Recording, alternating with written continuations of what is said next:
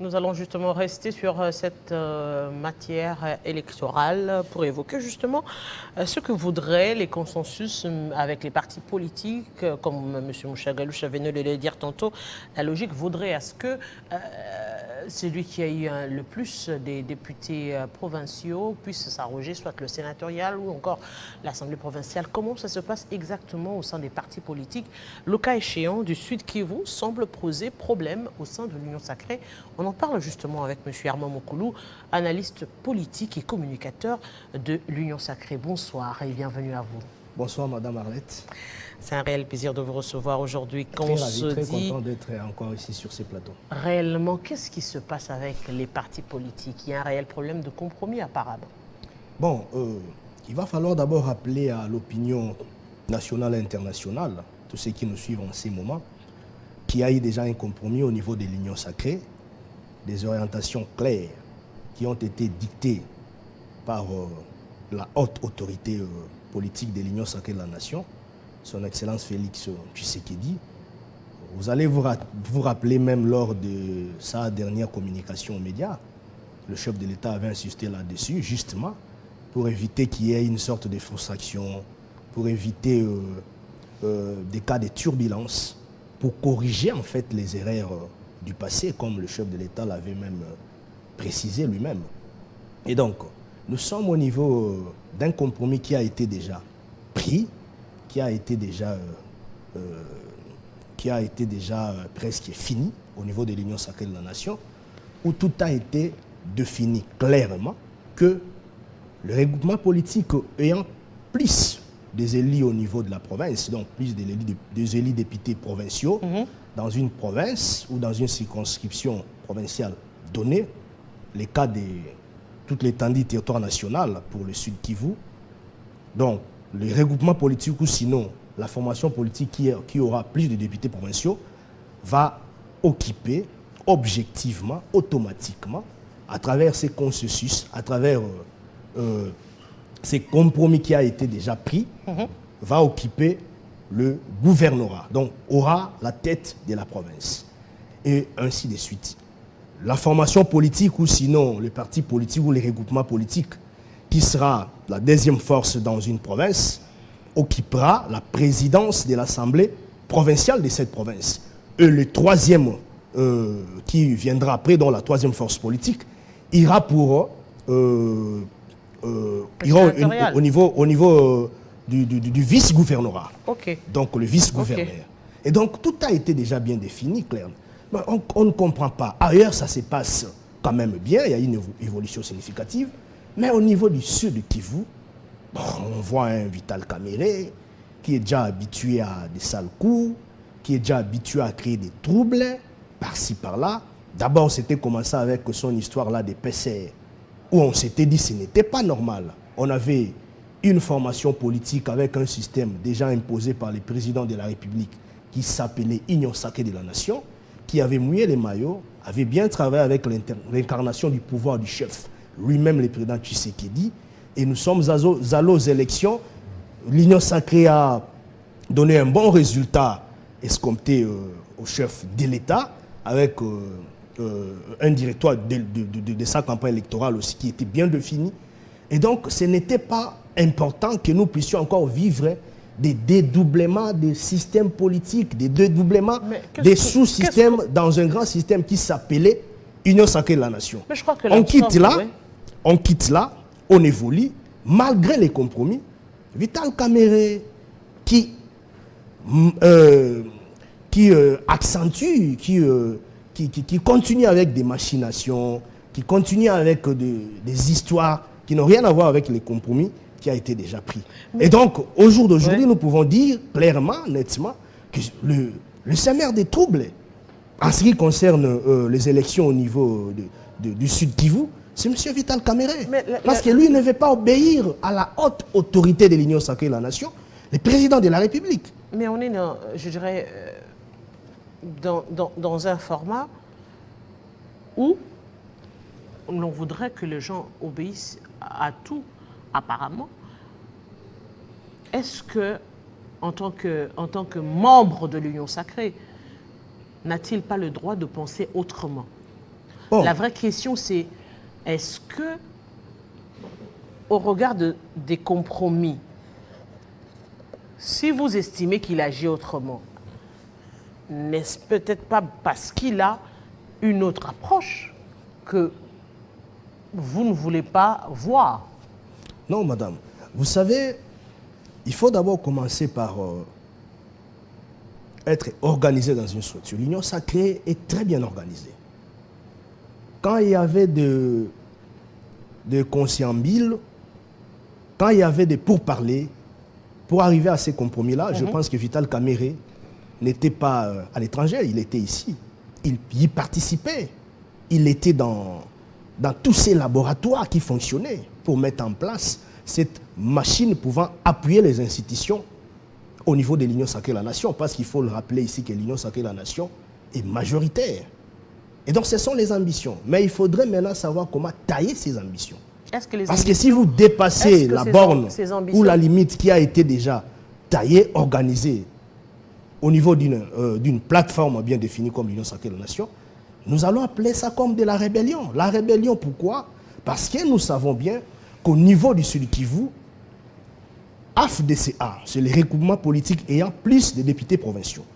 Donc, en réalité, sans tambour, ni trompette, ni même des bousculades, c'est l'AFDCA qui doit occuper le gouvernorat, donc qui doit placer la candidature du gouverneur pour la ville-province du Sud Kivu, pour les comptes de l'Union sacrée de la Nation. Il y a déjà une candidature, je vous informe, le professeur Sadiki, Jean-Jacques, un monsieur rempli de valeurs, un opérateur économique de taille. Il va beaucoup travailler pour lutter contre la corruption. Il va beaucoup travailler pour appuyer le président de la République dans sa vision. Mais à quoi va servir justement ces élections? Parce que vous savez déjà que tout sera planifié. Ce sera des élections planifiées? Non. Non. La beauté même des élections, quand on veut parler des élections, ça veut dire que même les députés provinciaux doivent être convaincus, chacun des candidats qui sera proposé. La logique voudrait cela. Mais bon, c'est parce que si on veut bien voir les choses, si cela a été ce qu'on pensait, on a vu des députés nationaux dans la mandature, les législatives passées, qui ont accepté, par exemple, d'intégrer l'Union sacrée sous prétexte qu'ils ne peuvent pas être fiés à la logique des partis politiques. Ils représentent le peuple, donc ils ont le droit légitime d'opérer leur choix. C'est ce qui a légitimé ou encore motivé les députés à intégrer, les députés par exemple du FCC, à intégrer l'Union sacrée. Est-ce que la logique aujourd'hui devrait changer? Non, il faudrait préciser les choses ici. Oui. Là, nous étions dans une période révolutionnaire, où on voyait les histoires ne fonctionnaient pas bien, où on voyait des ministres qui se passaient pour des dieux, qui ne voulaient pas obéir aux injonctions ici des conseils des ministres, où on voyait des ministres parce qu'ils suivaient aussi la logique de leur à la ligne d'orientation du président plateforme politique, de la République. par exemple. Non, nous étions dans une période révolutionnaire. Nous tous, nous avons mouillé les maillots pour se faire, pour aller vers l'Union sacrée de la Nation. Ça, ce n'est pas le problème. Ici, nous sommes dans une nouvelle législature. Nous devons avoir des fondamentaux et des principaux légaux. Justement, avec des députés pouvant appuyer nos institutions. Peuvent être libres de choisir qui ils veulent. Non. Au-delà des principes édictés. Il faut faire attention. L'Union sacrée, c'est une plateforme bien organisée. Ici, nous sommes dans la gestion des ambitions. L'Union sacrée, c'est une plateforme bien organisée, qui a la majorité parlementaire. Et donc, nous ne sommes pas à cette époque-là. À ce moment ici, tout est organisé au sein de l'Union sacrée. On doit se faire comprendre. Tout a été déjà organisé. Il y a eu un compromis où on dit dans chaque province, le parti ou sinon regroupement politique ayant plus de députés provinciaux doit automatiquement déposer la candidature pour les tickets de l'Union sacrée de la Nation et aura le gouvernorat, Si, et ainsi de suite. si, Nous savons que dans le Sud Kivu, c'est l'AFDC qui est la première Mais force. pourquoi Et puis après, il y a l'UDPS et puis l'INC. Mais on voit Mais comme ça, subitement, il y a un Vital Kamerhe qui sort, qui dit non, moi, par exemple, je viens pour le PCR. Or, en réalité, quand nous sommes allés aux élections, nous ne sommes pas allés aux élections avec PCR, nous sommes allés aux élections en tant qu'AFDCA, en tant qu'AAINC, en tant qu'UDPS. Et donc, ce sont des troubles inutiles. C'est du désordre que veut créer Vital Kamerhe au sein de l'Union sacrée. Mais puisque ce qui n'est pas bon. l'AFDC a le plus grand nombre des députés provinciaux, pourquoi craindre qu'ils ne puissent pas être élus leurs candidats? Qu'est-ce que vous craignez? Ici, ce n'est pas question de craindre ou pas. Oui. Ici, c'est question de verrouiller la discipline politique au sein de l'Union sacrée de la nation. Parce que nous ne voulons plus les histoires des moutons noirs. Tantôt, les chefs donnent des instructions claires. Vous vous êtes mis ensemble, vous étiez là, vous participiez dans toutes ces réunions, dans tous ces pourparlers. Et puis après, pas. Vous changez de nature, ce qui n'est pas bon. Est-ce que, admettons, est-ce que cela sera la faute de Vital Kamerhe qui a décidé par exemple de créer le PCR, ou sera de l'honnêteté des députés provinciaux qui doivent élire leurs candidats? Madame. Puisque le vote est secret. Écoutez, madame. Puisque le vote est secret, ça sous-entend que chacun est libre de faire son choix. Nous ne sommes pas encore à ce niveau-là, madame. Parce que moi, je vous dis ici, nous sommes politiques. Ces députés provinciaux, quand ils sont allés aux élections, ils savent comment ils sont allés. Vous croyez, vous pensez que c'est facile comme ça, vous allez venir rouler un député, lui dire non, il ne faut pas voter pour les candidats de ton groupement politique, il faut aller ailleurs. C'est pas facile, on est politique. On connaît les enjeux, comment ça fonctionne, madame. Nous ne sommes pas à ce niveau-là. Et il y a des révélations. Je ne sais pas, moi je pensais peut-être que c'était l'occasion pour que les services des renseignements puissent se saisir de cette affaire. Et d'une affaire des partis il politiques. y aurait une réunion au niveau de l'Union sacrée de la nation, comme ça s'est passé ces derniers temps, concerne les partis politiques et non où les on partis voit un congolais, Vital par Kamerhe, où on voit un Vital Kamerhe qui dit clairement comme ça, en face de quelques classiques de l'Union sacrée de la nation, qui dit clairement que si l'UNC ou bien AAINC, si vous ne donnez pas la ville-province du Kivu à l'INC, mais écoutez, Bukavu pourra vite tomber, même avant le Goma.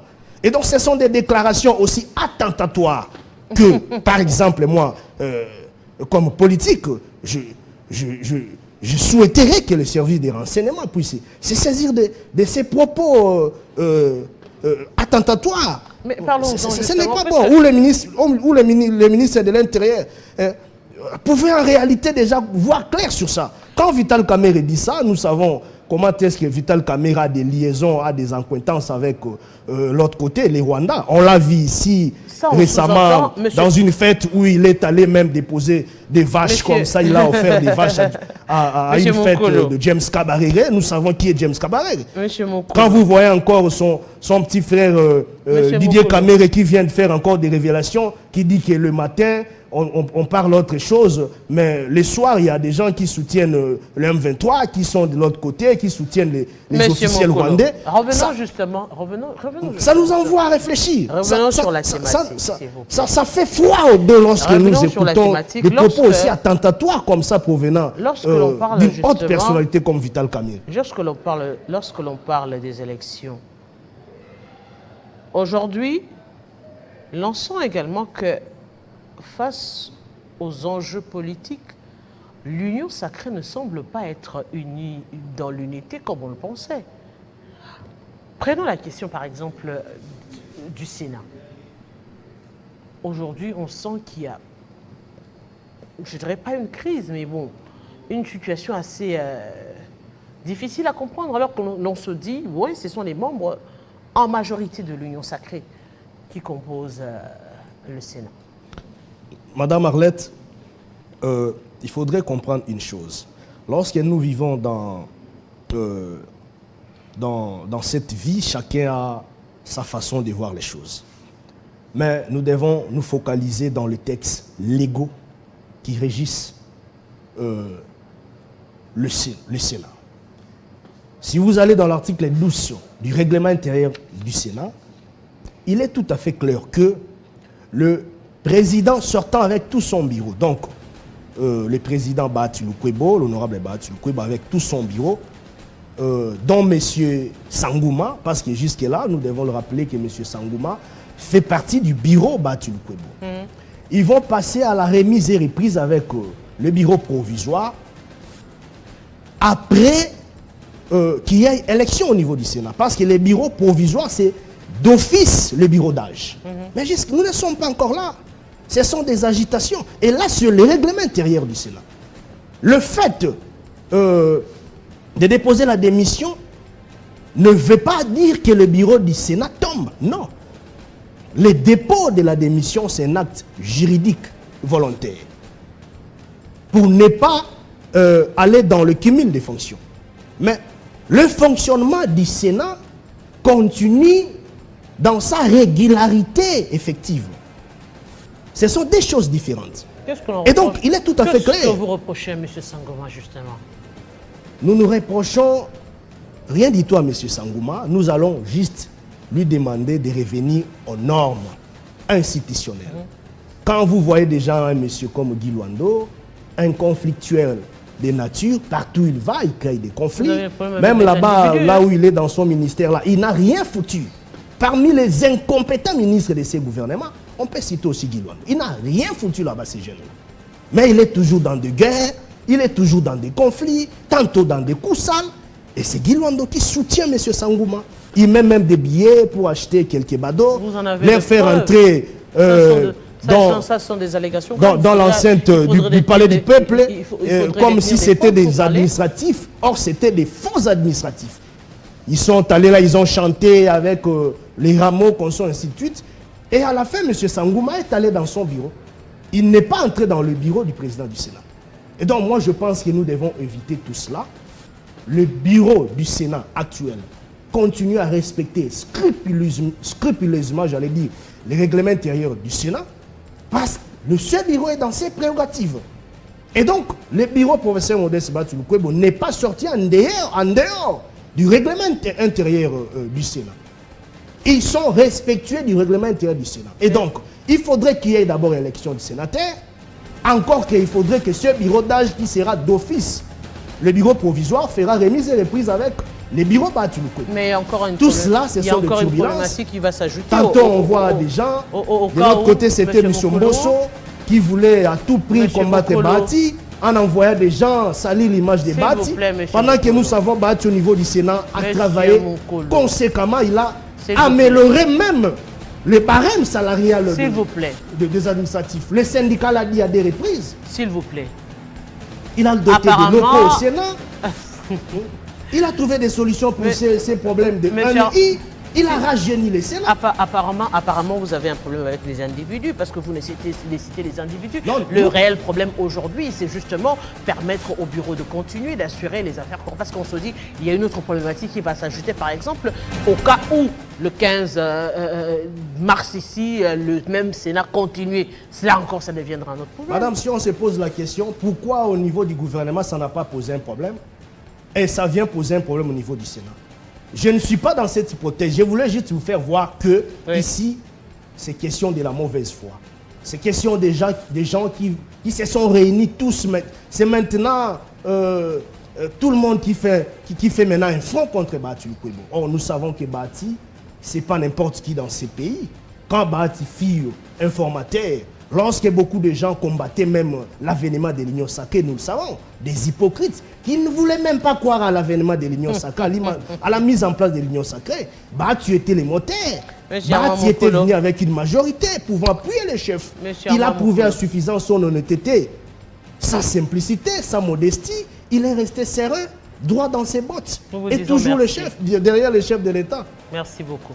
Merci madame, c'était un plaisir pour moi de passer encore ici pour préciser les choses.